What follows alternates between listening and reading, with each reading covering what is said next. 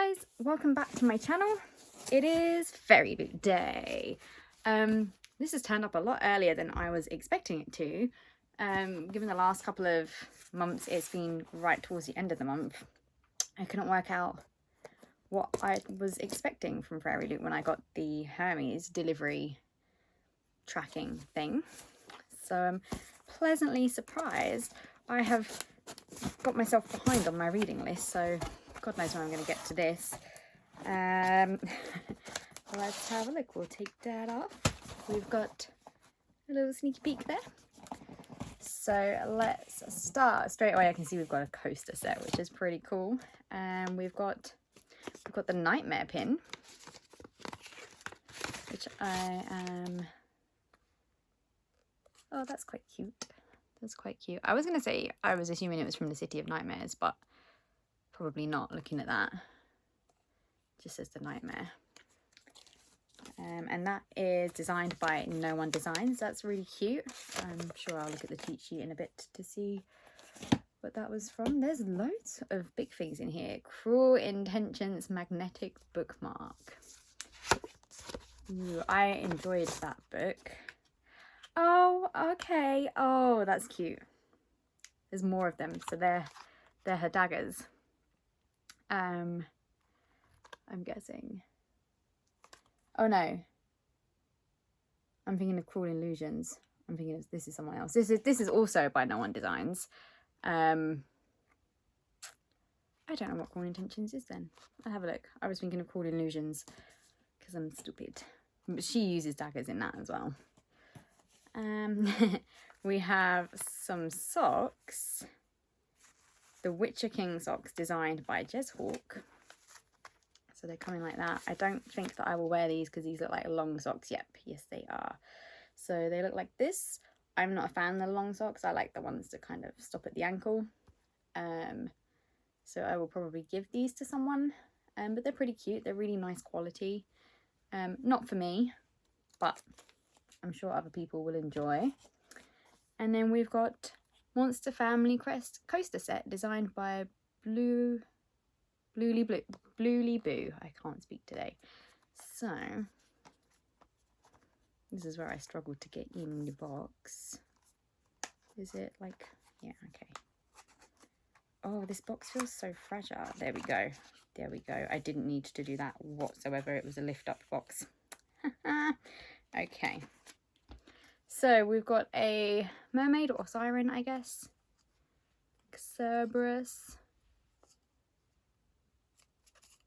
A fox and a phoenix. That's probably not just a fox, maybe like a kitsune or something. They're pretty cute. I like them. They're quite sturdy as well. I definitely love the phoenix. That is the nicest one. They're nice. They're really good quality and they're quite thick as well. I broke the box a little bit because I thought it was like a lift up flap, but it wasn't. Can I fix it? I'll try later. Okay, and we have got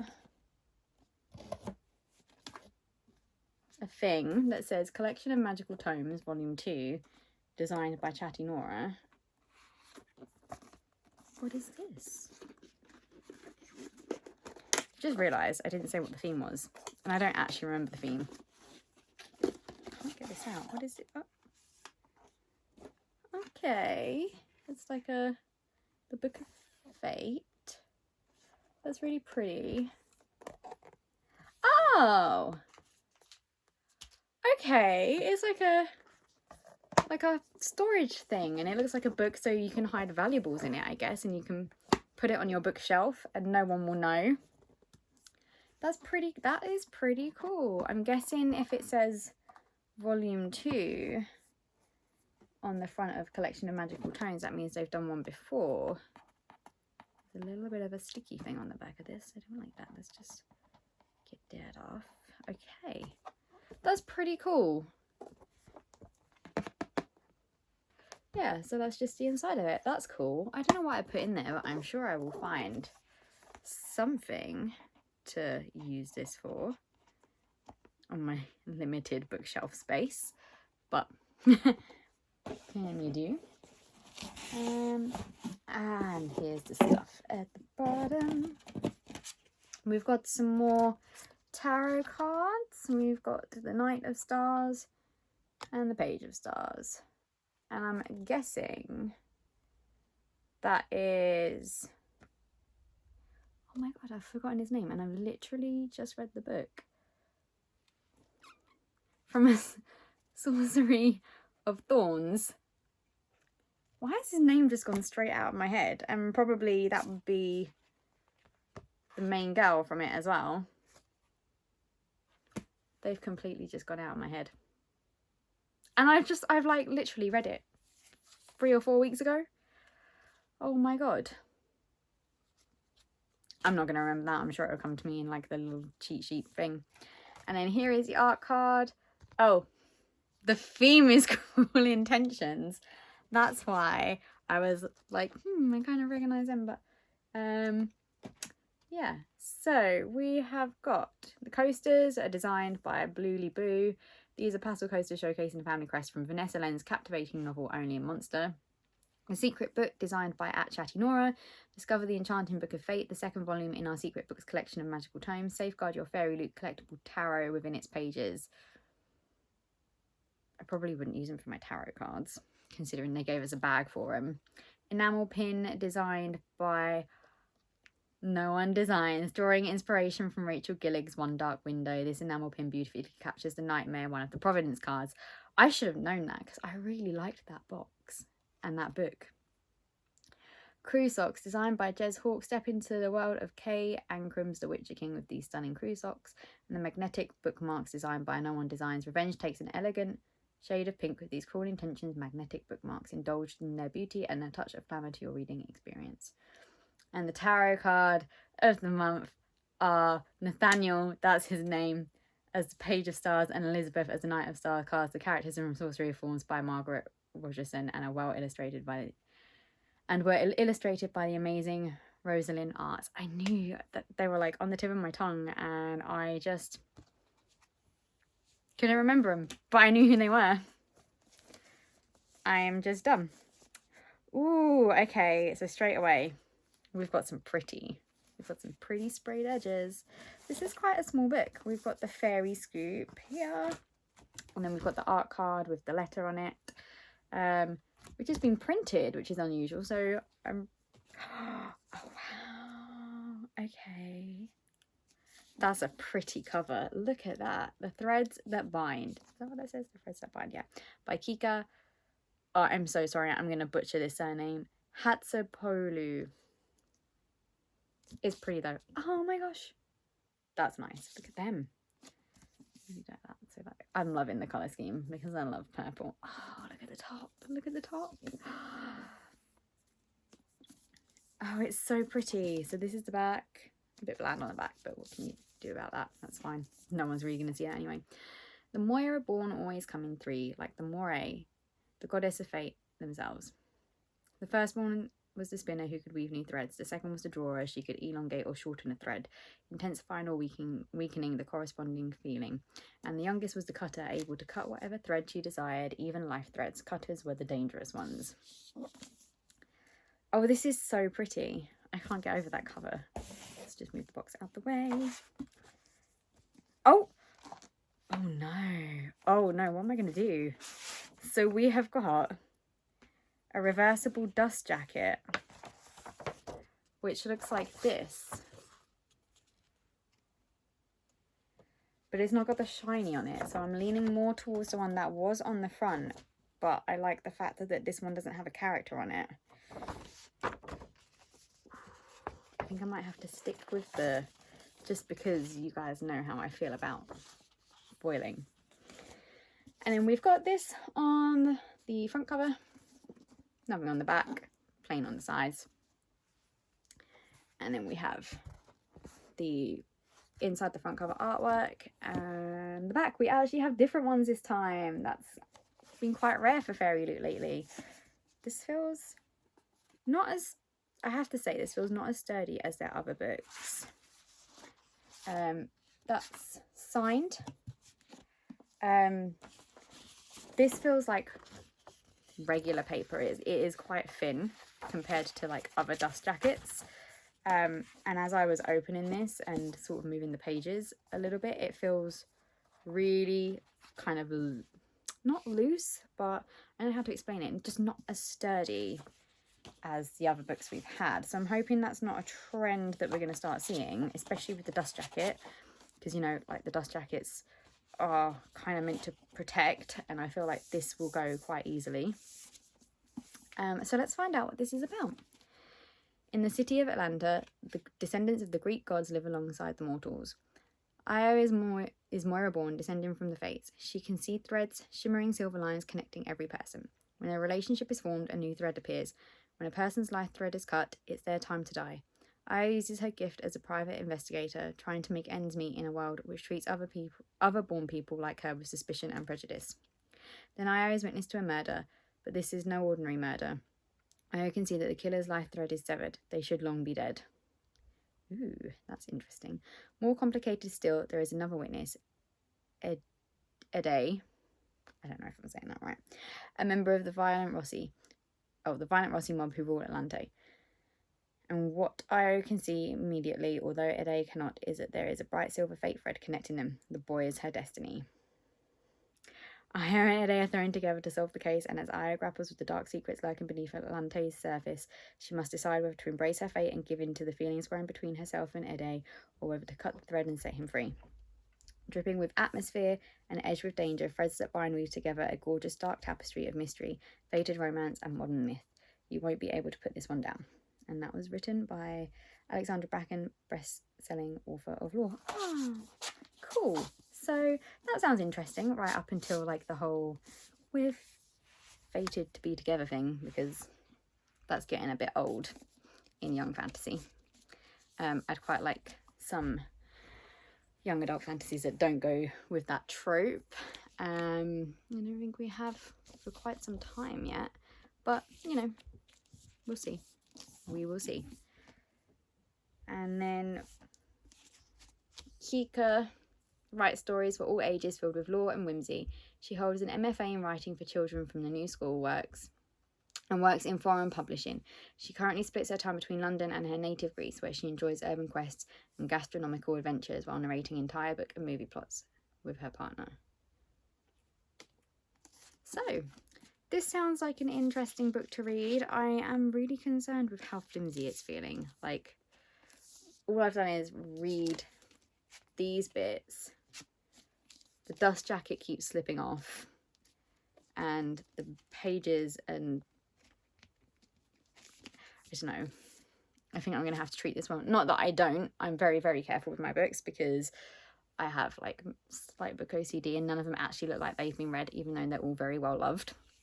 I think I'm going to have to be extra, extra careful with this. But it's really pretty.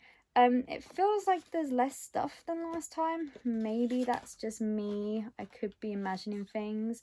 I don't know what I'm going to do with the magnetic bookmarks. They're nice, but I don't really like magnetic bookmarks. Because I've had them before where they've done damage to my pages. But actually these ones don't feel as bad. I'll see. I might keep them. I might pass them on. I might put them on eBay. I'll decide a little bit later on. So then we have the letter from the author. So we've got, Dear FairyLoot reader, welcome to... Oh my gosh, I can't speak today. Welcome to Atlanta, the sunken city. Here the free moons glisten on the monster-infested tires that floods the city each night. Here the rooftops are heavy with commuters, gang members patrol the streets, and dream palaces advertise their wares in neon signs. Here the descendants of the Greek fates have inherited their powers, and our protagonist, Io, youngest of 3 sisters and sharp-witted detective who can see the threads of fate, is ready to take you on an adventure. I wrote threads that bind at a time when, much like Io, I abandoned my desire to please others and set out to entertain just myself. The book is filled with all things I love, an urban setting, a series of gruesome murders, reiterations of the Greek gods in a neo-noir environment, and complicated bonds of sisterhood. A soulmate romance and a main character that is in equal parts strong and delicate, truthful and dishonest, and always filled with love. I am profoundly grateful that the book has found its way to your hands, dear reader, and in such a stunning edition no less. I hope that you may find in it the same joy that I did, and that it transports you to a world where your destiny shimmers bright like a silver thread of love. Kika. Very sweet. And I'm assuming these are the main characters. She looks a bit grumpy. But we will see how this goes. I'm sure it'll be good. It sounds interesting.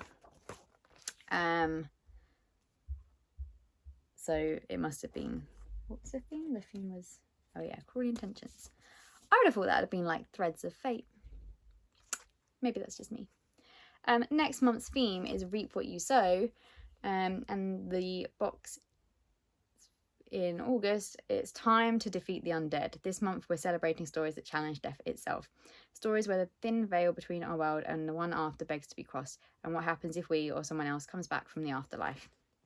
In this box you can expect items inspired by Gideon the Ninth, Belladonna, the Bone Season, and the Bone Season, because they like put it as like half a line. So I'm like, I've not heard of that. I thought it was going to be the Bone Season, and then I carried on and I was like, no, and then I'm not having a good brain day. And 2 fandom neutral items. We're thrilled to reveal that this box will include a pair of metal bookends and a glass tumbler. Ooh, okay. That's going to be one heavy box. Our featured book of the month is a dark young adult fantasy about a disgraced ghost-fighting warrior who must journey into a haunted wasteland to rescue a kidnapped prince. The FairyLoot exclusive edition will have an exclusive cover, a reversible dust jacket, digital sprayed edges on all 3 edges, foil on the hardcover, artwork on the end papers, and different front and back, and a digital signature. So that is that one. I forgot to read the customizations on this one, so let's do that super quick. So, the featured book of the month. Our featured book of the month is Threads That Bind by Kika. It's a fantasy noir where a descendant of the Greek fates must solve a series of impossible murders to save her sisters, her soulmate, and her city. Your FairyLoot exclusive edition has an exclusive cover, a reversible dust jacket by Blanca.design, digital sprayed edges on all 3 edges, foil on the hardcover and artwork on the end papers by Nearfor Z, and is signed by the author. Don't forget to read the author letter and check out the character print on the reverse side by @_Pamprika. So I'll put that there so you can kind of maybe see their names. A nice box. I will definitely use the coasters because I like coasters, although I do feel like we are getting a lot of coasters lately. It's not from FairyLoot, but like just in general, we got coasters last month from Illumicrate. I already have loads of coasters. I've just broken the box to the coasters even more. I'm not even going to attempt to fix that. Yeah, the coasters are nice. I'm kind of getting a bit bored with tarot cards. I mean, they're nice and it's cool that I'm getting characters that I'm starting to recognise, because at the start I didn't. But I just don't really have a use for them. And also, I come in so late to the full subscription that I'm missing so many. It seems kind of pointless. And I know you can get them on their website, but the price that you pay for them on their website is not grand. So we'll see. The pin is nice. I feel really stupid for not recognising that as the card from this dark window. But like I said, I'm having not a great brain day. Very nice. Not the best box, but not the worst. There's things that I will use. There's stuff that I'm not overly fussed about. Yeah, the book is very pretty, but I really hope we're not going to keep getting such fragile feeling books like this. I really hope this isn't a trend, because this feels so flimsy on the dust jacket. But I'm excited to read it. I'm a little bit like, I've just noticed on the sprayed edges. Okay. I was going to say on the sprayed edges, I didn't really know if you noticed like these dark lines here. And I was like, oh, is that like a printing issue or... But it's not. I don't overly like it when books do this. Like, just because you tend to get it rub off on fingers is when they do like an entire blacked out page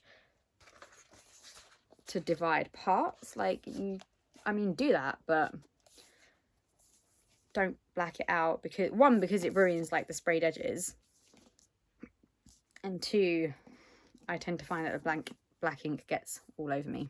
Like literally just touching that page, and my thumb is now a little bit grey. But yeah, overall not a bad box. I really quite like this as my favourite item. I know it sounds really stupid, but I think that's like such a neat idea.